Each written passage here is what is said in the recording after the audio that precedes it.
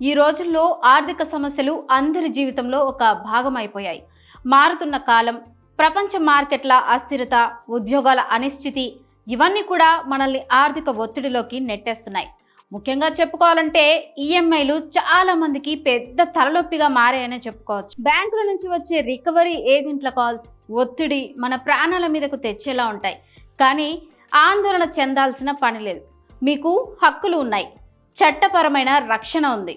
ఈరోజు మనం ఆ హక్కుల గురించి మీరు ఏం చేయవచ్చో ఈ వీడియో ద్వారా తెలుసుకుందాం. మీరు ఈఎంఐలు కట్టలేని పరిస్థితిలో ఉన్నారా? ఉద్యోగం పోయిందా? లేదా ఆర్థిక ఇబ్బందులు ఎక్కువైపోయాయా? అయితే వెంటనే మీ బ్యాంకును సంప్రదించండి. మీ సమస్యను బ్యాంక్ మేనేజర్తో చర్చించి లోన్ రీషెడ్యూల్ చేయమని అడగండి.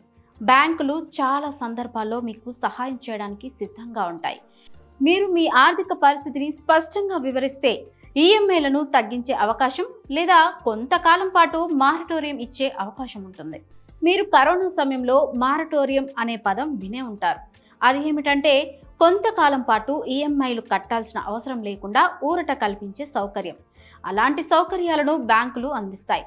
ఒకవేళ బ్యాంకు మేనేజర్ సహకరించకపోతే వెంటనే రీజనల్ మేనేజర్ను సంప్రదించండి. మీ హక్కులను కాపాడుకోండి. ఇంకా మీ ఆర్థిక ఇబ్బందులు తీవ్రంగా ఉంటే చట్టపరమైన మార్గం ఉంది. 2016లో వచ్చిన insolvency and bankruptcy code IBC మీకు రక్షణ కల్పిస్తుంది. ఒక అడ్వకేట్ను సంప్రదించి ఇన్సాల్వెన్సీ కోసం కోర్టులో అప్పీల్ చేసుకోవచ్చు. ఈ ప్రక్రియ ద్వారా మీ ఆర్థిక ఒత్తిడిని తగ్గించుకునే అవకాశం ఉంది. రికవరీ ఏజెంట్లు మిమ్మల్ని ఒత్తిడి చేస్తే వారి వివరాలను నమోదు చేసి బ్యాంక్ ద్వారా రిజర్వ్ బ్యాంక్ ఆఫ్ ఇండియా ఆర్బీఐకి ఫిర్యాదు చేయవచ్చు. గుర్తుంచుకోండి, ఆర్థిక సమస్యలు శాశ్వతం కాదు. సరైన సమయంలో సరైన చర్యలు తీసుకుంటే మీరు ఈ సవాళ్లను అధిగమించవచ్చు. బ్యాంకుతో మాట్లాడండి, మీ హక్కులను వినియోగించుకోండి.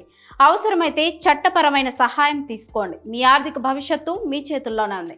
మరిన్ని ఆర్థిక సలహాల కోసం మీ బ్యాంక్ లేదా ఫైనాన్షియల్ అడ్వైజర్ను సంప్రదించండి.